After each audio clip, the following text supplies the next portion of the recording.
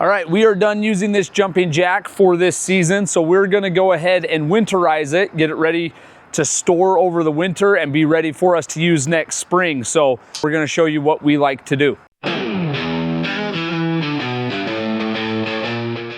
First thing I always like to do is just to check my bearings to make sure they're still tight. So grab the wheels, give them a shake. We do have more in-depth videos on how to do that, so click the link above and check those out.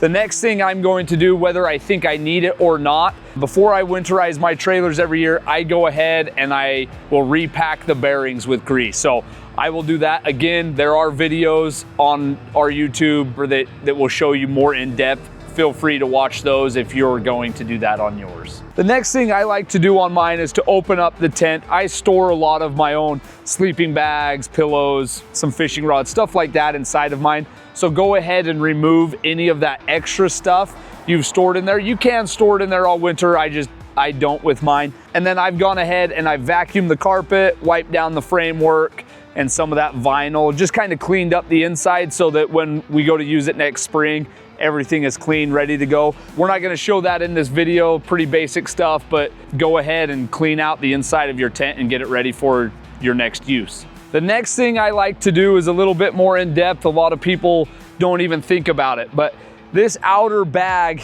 is weather tight. So it is gonna keep all the moisture, anything out while we've got it zipped up in there. But occasionally, and this season we had some massive rainstorms. When your tent is all set up, or multiple times this season, I have closed my tent down while it's wet to travel home.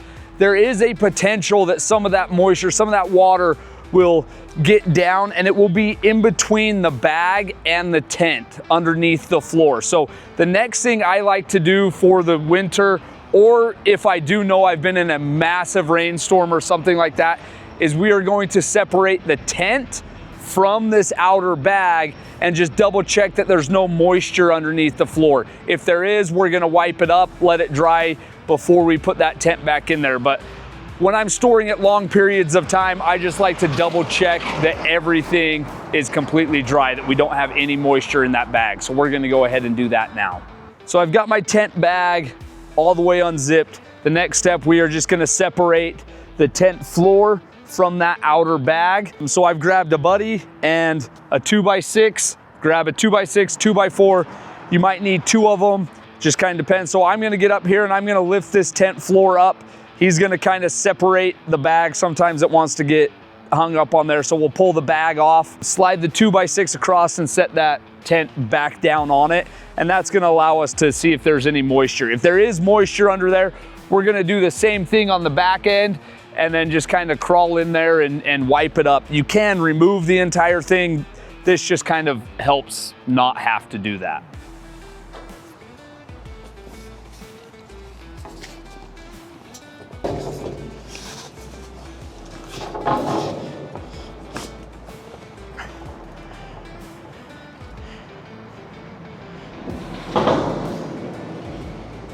As we can see, we don't have any moisture under here. I'll check the backside just to double check, but if there was moisture under there, we just grab a rag and wipe it up, make sure it's dry before we store this over the winter. All right, now that we've got everything cleaned, we know everything's dry, the last thing I like to do before I throw my storage cover on is I go over in the top rails where I've put my ramps or where I've hit it with machines or anything like that. Occasionally you'll get some dings, some scratches in this powder coat. So just take a sanding block or some sandpaper, sand down any of those nicks or scratches, just kind of prep them up. Then I just like to hit it with a little bit of rubbing alcohol. And then we will paint it with a Rust-Oleum textured black spray paint. Is gonna match the finish pretty well.